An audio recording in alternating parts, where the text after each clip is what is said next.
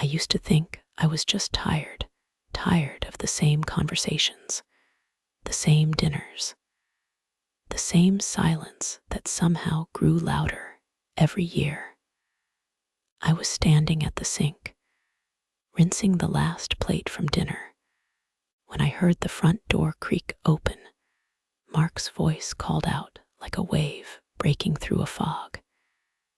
"Helen, I'm home. Got someone with me." He said it like it was nothing. But there was a tremor underneath, a slight charge in the air that made me pause, dish still in hand, water dripping through my fingers. I wiped my hands slowly, smoothed out the front of my cardigan, like I always did when someone came over, even if that someone had stopped noticing years ago. By the time I reached the hallway, Mark had already stepped in, and beside him stood a man I didn't recognize. He was tall, broad-shouldered, carrying the kind of stillness that doesn't come from peace, but from control. A stranger, but not the kind that feels distant. The kind that feels like he's already seen too much of you. "This is Jamal Carter," Mark said, clapping the man's shoulder like they were old friends. "New guy at the firm, real sharp, thought we'd prep for the quarterly review here. Quiet beats the office." Jamal gave me a small smile. It didn't reach his eyes. "Nice to meet you, ma'am," he said, voice deep, smooth. There was something warm in it, like heat rising from pavement after rain. "Same here," I managed. I hated how soft my voice came out. "Welcome to our home." Mark was already kicking off his shoes, tossing his coat like always. But Jamal's eyes lingered a second longer than they should have, not rude, not obvious, just long enough for something in my chest to tighten. I offered coffee, because I didn't know what else to offer, because I needed something to do with my hands, with my heart, with this rising tension that wasn't supposed to exist. Mark nodded, already spreading papers across the dining table. Jamal's voice followed. "Coffee sounds great." And that's how it started, with a cup, with a glance, with a moment too small to explain, but too loud to ignore. I used to think the quiet meant peace. That silence after dinner, the soft clink of plates in the sink, Mark's footsteps upstairs, the humming of the fridge. It all used to feel like stability, something earned, something safe. But now I'm not sure, because when Jamal Carter stepped through our door that evening, the silence didn't feel peaceful anymore. It felt hollow. I was in the kitchen, rinsing off the last of the marinara sauce, when I heard the door open. Not a loud sound, just that soft wooden creak we'd never bothered fixing. And then Mark's voice, louder than it needed to be. "Helen, I'm home. Got someone with me." He always talked like he was still 30, like the world needed to know he was coming. But tonight, there was something different, a kind of electricity in his voice I couldn't place. I wiped my hands quickly, pressing the dish towel against my palms longer than I needed to, then straightened my sweater. Old habits, I guess. Even now, I still wanted to look presentable, maybe even a little graceful. When I turned the corner, Mark was already in the foyer, and beside him stood a man I didn't recognize. He was younger, maybe early 30s, but carried himself like he'd lived twice that long, dark skin, clean-shaven jawline, eyes that didn't flinch. He wore a navy button-down, sleeves rolled neatly, watch glinting under the soft hallway light. He wasn't smiling, not really, just observing quietly. "This is Jamal Carter," Mark said, patting him on the back with that overly familiar grin he reserved for people he wanted to impress. "Newest hire at the firm. Brilliant guy. We've got a monster review coming up, and I figured, why not go over everything here quieter than the office?" Jamal nodded politely, then looked at me, really looked. His voice was deep, but warm. "Nice to meet you, ma'am." I gave him a smile, one I hadn't used in a while, not the neighborly kind, not the wife who makes coffee kind, something smaller, sharper. "You too," I said, trying not to sound as breathless as I felt. "Welcome." Mark walked past us like it was any other Tuesday, already talking about numbers and charts and the miserable state of Q4. But Jamal, he stayed still for a second longer, just watching, not in a way that made me uneasy, in a way that made me aware. I asked if they wanted coffee. Of course they did. Mark grinned like always, making himself at home in his own home. Jamal said, "Coffee sounds great." And when I turned, I could feel his eyes still on me. That's the thing about being looked at with intention. You don't hear it, you feel it, like heat before lightning. In the kitchen, I tried to steady my hands, scooping the grounds, measuring the water, wiping the counter even though it was already clean. I could hear them murmuring behind me, papers shifting, Mark's voice rising, Jamal's soft replies. But my mind wasn't on any of it. My thoughts were circling a truth I didn't want to admit. It had been years since anyone looked at me like that. Maybe even decades. I had just turned 52. Mark and I had been married for nearly 30.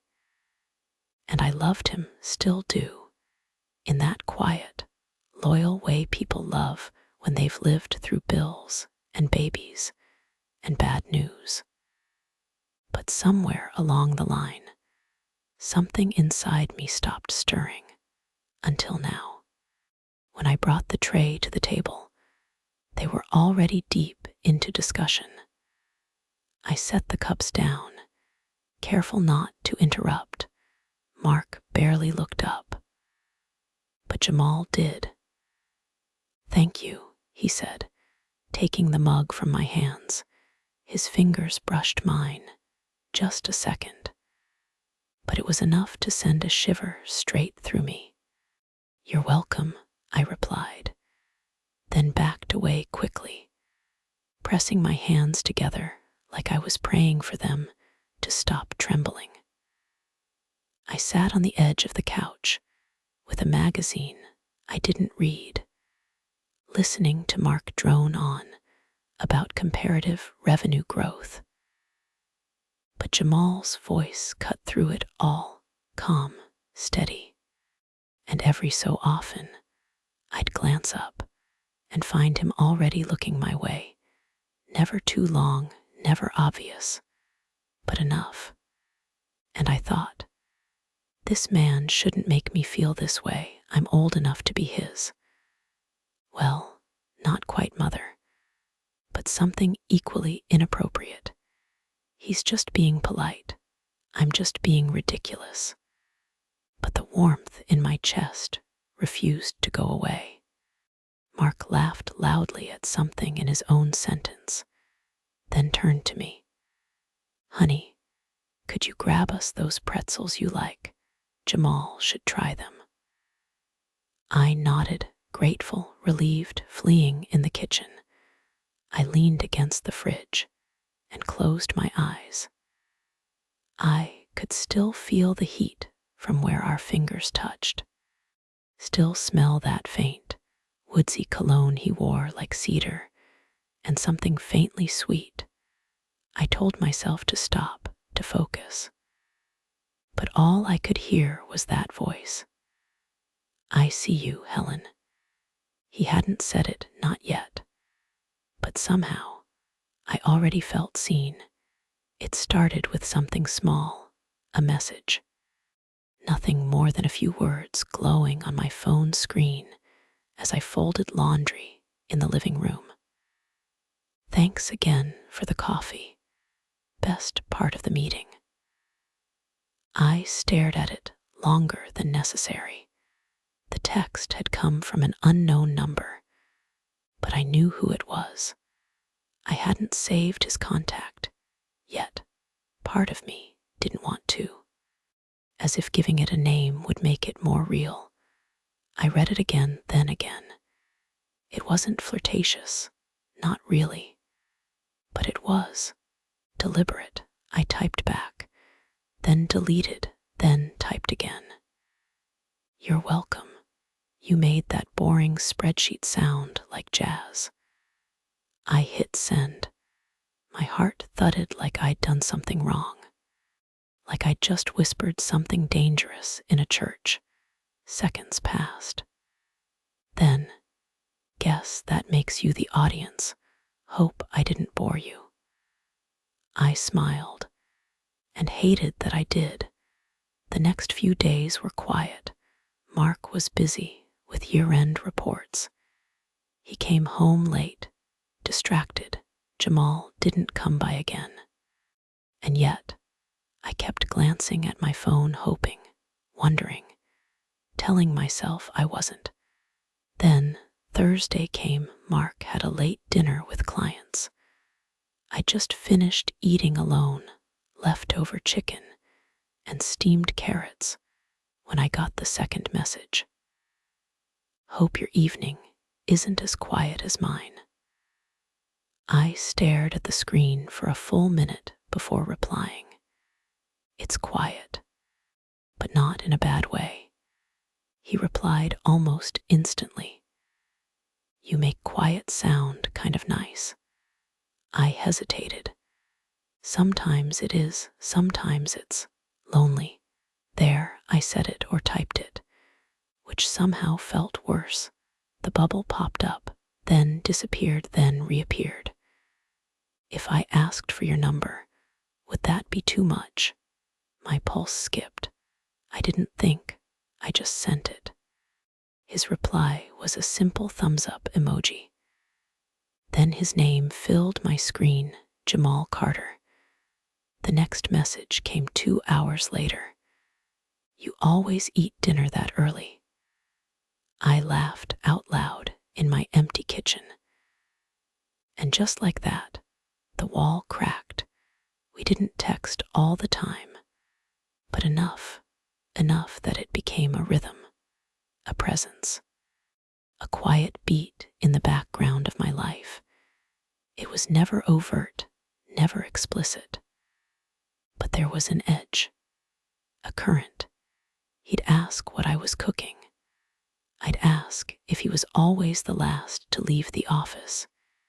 He'd send a picture of the rain outside his apartment window, and I'd reply with a picture of my garden, frosted with early winter, brittle and beautiful. Then one night, I asked something I hadn't meant to ask. "Do you ever regret moving here?" It took him longer than usual to reply. "Not lately." I didn't ask what he meant. I didn't need to. The next evening, Mark mentioned inviting Jamal again. "He really likes you," he said between bites of steak. "Said you make the place feel comfortable." I smiled, swallowing more than food. "He's very polite." didn't notice the pause. He never noticed the pauses. That Friday, Jamal returned. He brought files again, talked work, acted like nothing had passed between us. And maybe it hadn't, not really.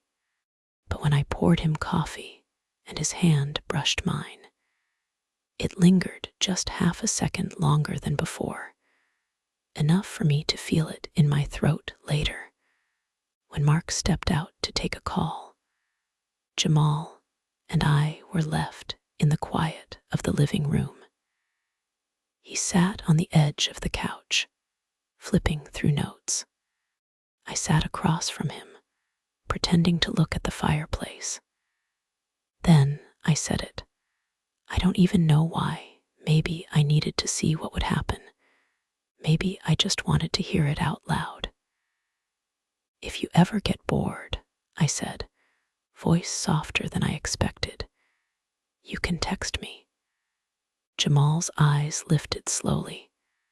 There was no surprise in them, only something warmer, slower. You want my number? I shrugged, trying to play it off, though my heart had already leapt off a ledge.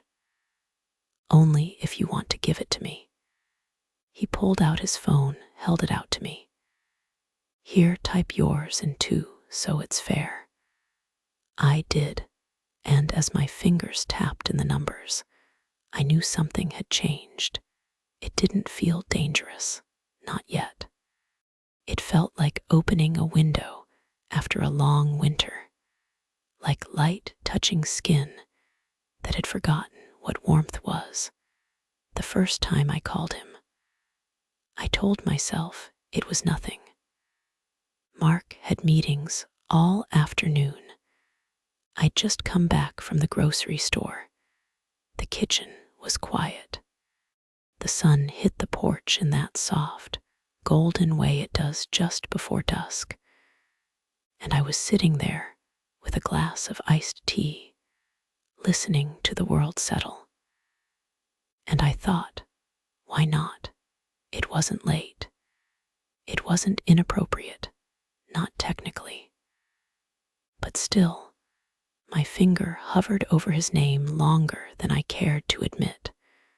The name I'd saved without a second thought.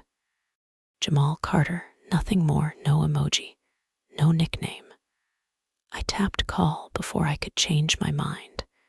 It rang once, twice, then, hey, Helen. His voice was warm, like a favorite blanket pulled over bare skin, like being remembered in a room you didn't think anyone noticed you'd left. Hi, I said, my voice lighter than usual. Just thought I'd see what you're up to, a soft chuckle. Not much, you sound bored. I am, I admitted, smiling despite myself. You gonna fix that? I could try. We talked for 40 minutes about everything and nothing, the weather, the state of his apartment, a bad cup of coffee he'd had that morning, a book he couldn't finish, the kind of talk that means more than it should, that soaks into your skin like rain you didn't realize you were standing in. I found myself twirling a piece of hair around my finger like I used to when I was a girl. Mark wouldn't be home for another hour. And Jamal was still talking, still laughing, still listening. By the time we hung up, the sun had shifted. My tea had melted into water. But I felt full, not with guilt, with something else, something I hadn't felt in a long time. I called him again the following Tuesday. And again, 3 days later, it became our thing. He always answered. Sometimes on the first ring, sometimes with a smile in his voice. What's today's crisis? He'd tease. Loneliness, I'd reply. Same as always. There was no agenda, not on the surface. but there was a rhythm, a cadence, a slow hum building beneath the words. I learned he hated cold weather, that his mother lived in Detroit, that he once wanted to be a jazz musician, that he read poetry quietly, late at night, when the world felt too loud. He learned that I liked watching storms, that I rearranged furniture when I couldn't sleep, that I once dreamed of painting, that I hadn't done it in years. You should, he said once. Paint something just for yourself.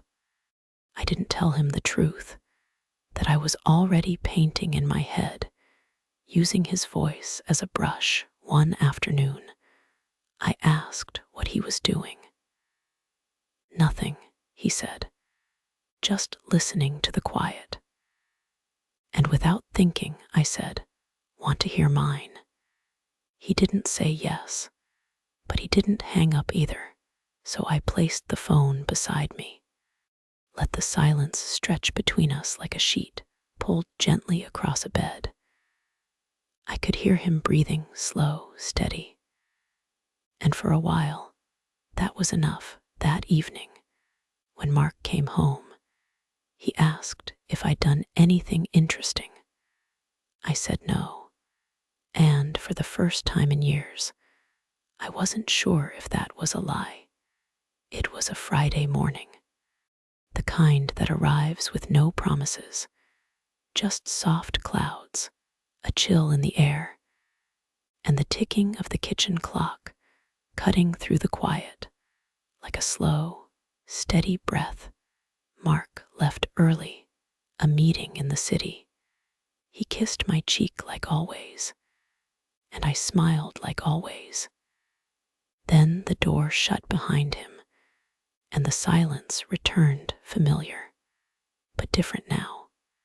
I poured a second cup of coffee I didn't need, sat by the window, watching the neighbor's dog chase nothing across the lawn. My fingers hovered over my phone again, not with hesitation this time, but with something closer to anticipation. I tapped Jamal's name. He answered on the first ring. Morning, he said, voice still husky, like he hadn't been awake long. Everything okay? Yes, I said, too quickly, then softer. I just wanted to hear you. A pause. You sure you're okay? I'm fine, just. I looked out at the street. Just tired of being the only voice in this house. There was another pause, but this one felt heavier. I can come by, he said, words slow, deliberate, if that's okay. I didn't speak right away. Then I whispered it. Yes.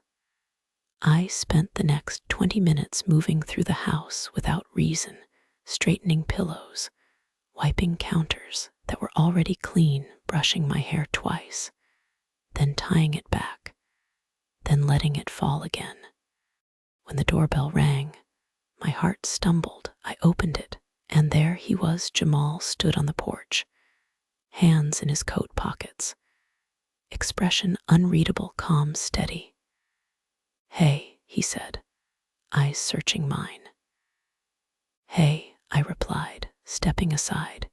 He walked in like he belonged, not arrogantly, not casually, just present, like he didn't need permission. We didn't speak right away, just stood in the foyer for a beat too long. Then he looked at me. You okay? He asked again. Quieter this time. I nodded, but my hands gave me away, folding into themselves, fingers twisting gently. I'm glad you came. He smiled, the kind that flickers instead of shines. Me too. We moved to the couch, sat with space between us, not much, but enough to feel. I kept my hands in my lap, unsure what to do with them. He leaned back, arms resting loosely, his gaze unfocused, staring somewhere into the room. Maybe further. The silence between us thickened, not uncomfortable, just full, like something waiting to be named. I turned toward him, speaking before I thought. "So, Jamal," I said lightly, "what do you think of me?" His eyes shifted slowly to mine. He looked almost shy. "You're something else, Helen." "Oh," I tilted my head. "Is that good or bad?" He laughed softly, rubbed the back of his neck. "Definitely good." I let the quiet stretch again. My pulse felt louder than the room. "You're kind of shy," I said, voice barely above a breath. He looked down at his hands. "I guess I am." "You don't have to be," I whispered. I reached out slowly. Let my fingers graze his arm. A soft touch, just enough to ask without words. He didn't pull away. The air in the room shifted, grew warmer, heavier.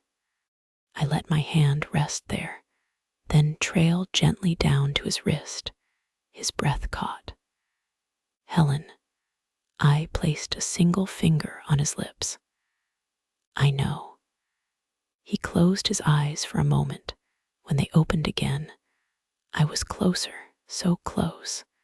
I could see the flicker behind his composure, the ripple beneath the surface. "I've wanted this," I breathed near his ear, "longer than I'll ever admit." He didn't speak, but his hands moved, uncertain at first, then steadier as they found my waist. Like he'd been waiting for permission he didn't know he needed. We leaned in, not rushed, not desperate, just inevitable. When our lips met, it wasn't explosive. It was quiet, like a door clicking shut, like something falling into place. A breath left my lungs that I didn't know I'd been holding. And in that moment, nothing else existed. Not Mark, not the house, not the clock still ticking in the kitchen. Only this, only now. It wasn't supposed to happen like that. Not with the curtains half open. Not with the hallway light still on. Not with my phone buzzing silently on the counter. Mark's name flashing across the screen, missed call. But once Jamal and I crossed that line, there was no going back. We didn't speak much, just breathed, listened to the hush of our own restraint cracking. There was no map, no plan, only the magnet pull of two people who had spent too long not being touched, not being seen. His hands weren't rough. They trembled at first, as if unsure whether to hold or let go. And mine reached for him like they'd been waiting in the dark. There was no soundtrack except the slowing of breath, the pause between heartbeats, the hush of linen shifting beneath skin. I felt like rain had finally reached a drought I hadn't realized I was living in. But just as the sky began to open, the front door opened too. It wasn't loud, just the familiar click.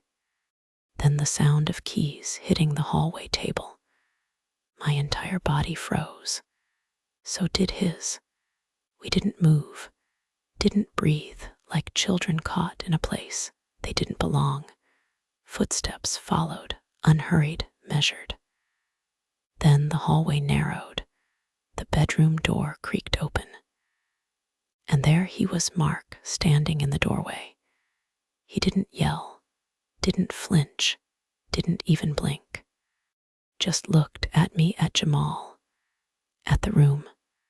My mouth opened to speak, but no words came. Jamal sat upright, chest rising too fast, eyes wide with something between apology and disbelief. The silence stretched like a fault line. Then Mark smiled, not forced, not broken, just calm. "Well," he said, voice smooth as ever, "looks like everything's going according to plan." The words didn't land, not right away. "What?" I whispered, barely able to form sound. Mark stepped further in, hands tucked into his pockets, as casual as if he were coming in to offer us tea. "I brought him here for a reason, Helen." My breath caught in my throat. "What are you talking about?" He looked at Jamal briefly, then back at me. "I wanted to see what needed to know if the fire was still in you. And clearly, it is." I couldn't tell if I was shaking from fear or fury. "You set this up?" I asked, voice cracking. He nodded, unbothered. "I knew if I asked you outright, you'd say no. You always say no to anything unpredictable, anything that is safe." I felt the room tilt. "You wanted this to happen." "I wanted to wake you up," he said simply. Silence returned. Heavy, dense. Jamal stood, awkward, unsure where to go, what to say. But Mark didn't move, he just watched. "I wanted to know if you'd choose yourself," he said quietly. "And you did." I looked at him, this man I'd shared a home with, a life with, and saw someone I hadn't seen before, not hurt, not betrayed, but satisfied. And then he said the last thing I expected. "Let me stop you." He walked to the chair by the window and sat down, crossed one leg over the other, rested his chin in his hand. "Go on," he said. "Finish what you started." My heart was thundering. Jamal looked at me, eyes searching, hands half raised like he was waiting for instructions. And in that moment, something shifted inside me, not shame, not shock, but power. I took a slow breath. Then I reached for Jamal's hand. And this time, I didn't hesitate. For the first time in my life, I wasn't sure who I was supposed to be. A wife. A woman. A question no one had asked yet. Jamal stood frozen beside me, unsure whether to leave or stay, while Mark leaned back in that chair like he was watching an experiment unfold, calm, patient, like he'd waited for this moment longer than either of us had known. I let go of Jamal's hand, walked to the window. The glass was cool against my fingertips. Outside, the world looked the same driveway, same trees, same sun sinking behind the rooftops. Inside, everything had changed. "I don't understand," I said, not turning around. "What exactly did you want, Mark?" He didn't raise his voice, didn't flinch. "I wanted to see you again," he said, "right here." "No," he said gently. "You've been surviving, folding towels, making coffee, smiling, because it's easier than explaining the ache. But you, the woman I married, you disappeared somewhere along the way. And I kept asking myself if she was ever coming back." My throat tightened. I stared harder out the window. "And this was your plan." "I needed to know what still lives in you," he said. And what I saw today, it wasn't betrayal, it was resurrection. Behind me, Jamal still hadn't moved. He looked between us like a man who'd stepped into someone else's dream or nightmare. "You brought him here for me," I whispered. "I brought him here for us," Mark said. "But mostly, yes, for you." I turned slowly. His expression wasn't smug. It wasn't cruel. It was honest. And strangely, vulnerable. You could have just asked me what I wanted, I said, my voice trembling. And you would have said no, he replied. You always say no. He stood up, walked toward me, stopping a few feet away. Sometimes you have to open a door without asking permission, because what's behind it might scare you too much to choose. Jamal finally found his voice. This wasn't part of the plan, he said low. I know, Mark said, cutting him off gently. You were honest, you were kind, you were you. And I appreciate that. Then he looked at me again. But now it's up to her. The room fell into silence again, not tense, not broken, just waiting. And I realized something. I wasn't afraid, not anymore. I stepped forward, not toward Mark, not toward Jamal, just into the space between them. I don't belong to anyone, I said, my voice steady now. Not even myself, not yet. Mark nodded. So take your time. Jamal's eyes softened. Whatever this is, I'm not here to play games, Helen. I looked at him, really looked, not as a fantasy, not as a distraction, but as a man who'd somehow stepped through the cracks of my routine and stirred something I thought had died. I don't know what this is either, I said, but it's not pretend, not to me. And for once, no one tried to define anything, not roles, not boundaries, not right or wrong. Mark sat back down. Jamal took a step closer. I stood in the middle of it all, breathing, present, not running, not explaining.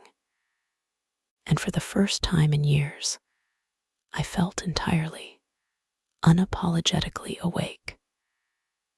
The next few days passed in a blur, not dramatic, not loud, just altered, like the furniture had been rearranged ever so slightly, and no one could remember exactly where it used to be.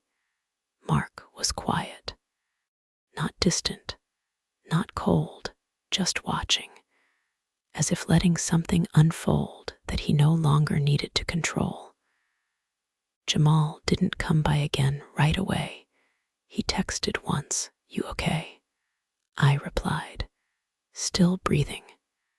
He didn't press, and I was grateful for that. Then Sunday came, rainy, slow.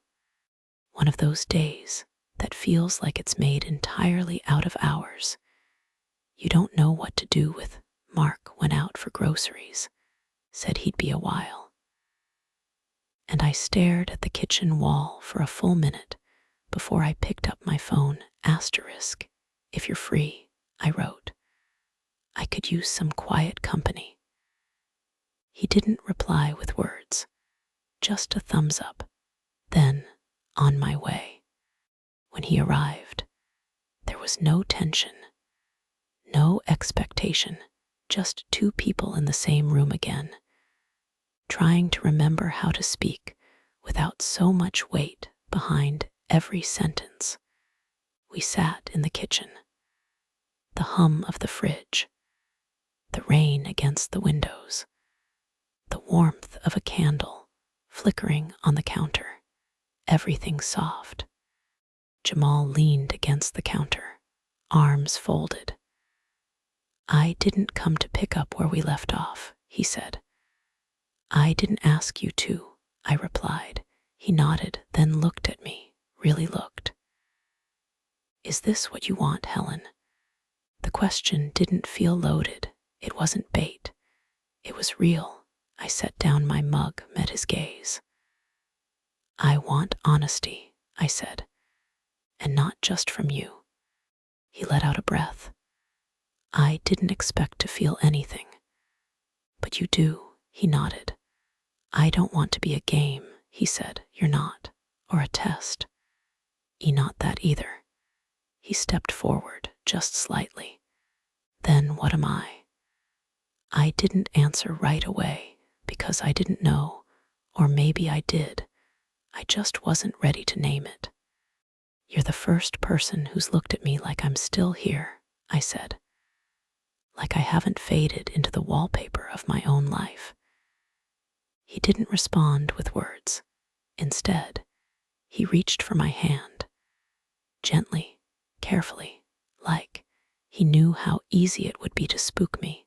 Our fingers touched, rested. I felt the warmth move through me, quiet, slow, steady, like the soft press of sunlight on skin too long in shadow. You could still walk away, I said softly. He smiled, eyes warm. Only if your eyes meant it. I shook my head. They don't. And so we stayed there, standing still, not needing more, not yet. It was a Thursday evening when I asked them both to stay. No pretense. No scheduling around meetings or errands. Just a quiet request in the middle of dinner. The kind that shifted the air around the table. I don't want to hide behind excuses anymore, I said, laying my fork down gently. If we're going to do this, we need to be in the same room. Mark looked at me first, calm, curious. Jamal didn't speak. He just set down his glass and waited. I stood, collected the plates without asking, moved to the sink. Let the water run, something to break the silence, while I gathered what little courage I had left. I don't know what this is, I said. I don't know what to call it, but I know what it's not. It's not confusion. It's not a mistake. Mark leaned back in his chair, folded his hands. I'm listening. Jamal nodded slowly. I've spent years moving through rooms like a ghost, I continued, doing everything right, saying everything gently. And somewhere along the line, I disappeared from my own life. I turned, faced both of them. But you, I said, eyes flicking to Jamal. You made me feel like I had a pulse again, then back to Mark. And you watched me lose myself. And instead of pulling me back, you opened the door and let me walk out. Mark's mouth curled into a quiet, sad smile. I didn't want to cage you, Helen. I wanted you to choose. And I did, I whispered. Jamal stood now, not moving closer, but standing, present. You brought me into this, he said softly. But I'm not just an echo of your marriage. I'm not furniture in this arrangement. No, I said, you're not. That's why I'm asking both of you to look at me, not as a wife or a fantasy, but as someone standing in the middle of her own truth. The room held stillness like breath held underwater. Then Mark spoke. Then show us. 3 words, not an order, not a dare, just an offering. I walked to the center of the room, where the soft light from the ceiling pooled onto the floor like an invitation. I stood there between them, felt their eyes meet mine, different kinds of watching, but both willing. I don't want rules, I said. No one's writing them, Jamal replied. Mark stayed seated, eyes steady.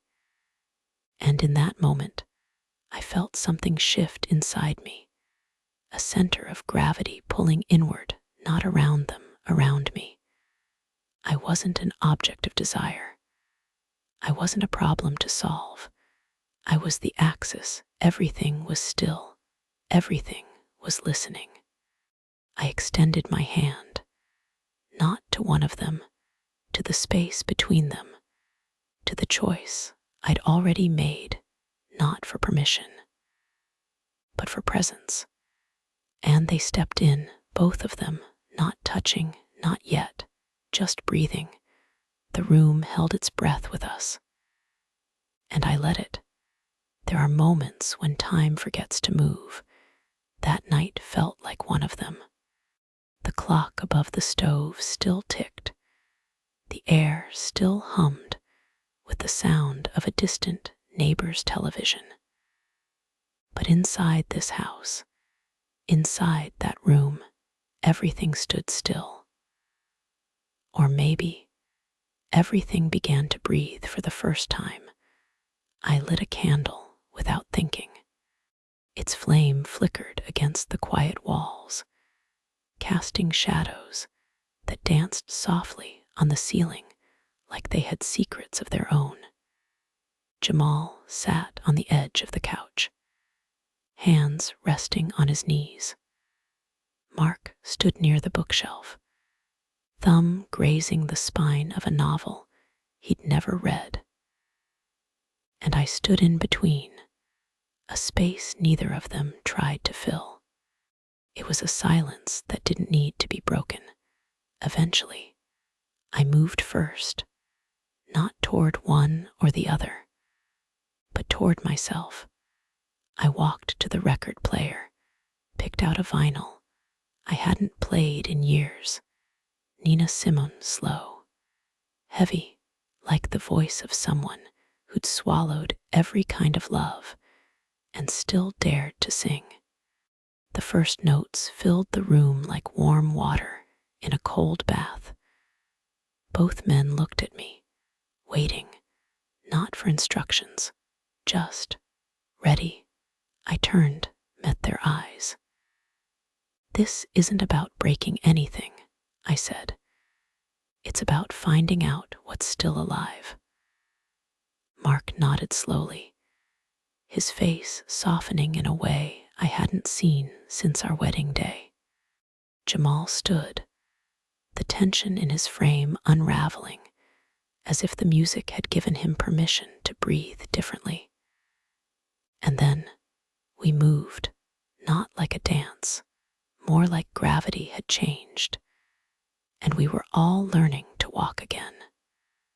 No one rushed, no one claimed. The air between us thickened, not with tension, but with something closer to reverence. There were no declarations, no promises, just presence. The kind that listens with more than ears. Fingers brushed, shoulders leaned, breaths fell into rhythm, not in unison, but in understanding. I felt the world tilt around me, not dangerously, but gently, like a compass needle slowly spinning north after too long lost. There were moments when someone's hand would find mine, and moments when no one touched at all. But the heat between us said more than touch ever could. We didn't speak. Words would have broken it. This was something else. Not a triangle, not a compromise, not even desire in its simplest form. It was exploration of who I was, of who they saw, of the space where longing meets permission. The candle melted down slowly. Outside, the wind sighed against the windows. Inside, we stayed in the warmth we'd made, a room without clocks, a night without name, a version of myself I'd almost forgotten I was allowed to be. The morning after felt like something between a memory and a dream. The house was quiet again, but not empty. It held a softness I hadn't heard before, like it had finally exhaled, like it was no longer waiting for something to arrive. Sunlight slipped through the blinds in thin gold ribbons. It landed on the floor, on the back of a chair, on the untouched mug of coffee growing cold by the window. I stood barefoot in the kitchen, wrapped in my robe, hands curled around a fresh cup, steam rising like a whisper. I wasn't ready to speak aloud. Jamal had left before dawn, no words, just a long look by the door, and the brush of his fingers along mine as he slipped into the cool air outside. Mark had stayed, not beside me, but not far. We didn't talk much, not because there was nothing to say, but because we finally knew what didn't need to be spoken. I looked around the room, same table, same walls, same familiar clutter that had lived here longer than I had. But everything felt changed, not in the way a storm changes things, more like how spring quietly rewrites winter. The doorbell didn't ring that morning. No surprises, no knocks, just silence. Mark came into the kitchen, his footsteps soft. He poured himself a cup of coffee, then sat at the counter like he had 1,000 times before. But this time, he looked at me differently. "You okay?" he asked. I thought about it, about the night before, about everything that had come apart and come together in ways I hadn't thought possible. "I think so," I said, "but it's not the same kind of okay I used to mean." He nodded. "That's the point, isn't it?"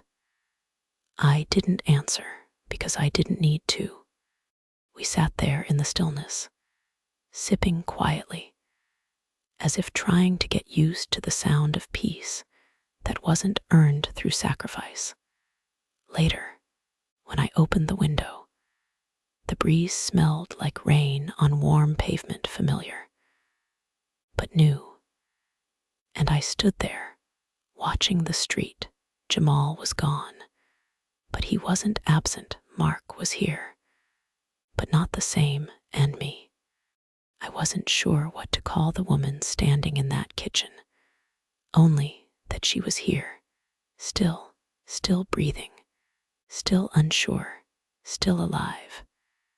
And when the door finally closed behind him weeks later, or maybe it was only hours, I realized something simple and true. It had never really closed at all.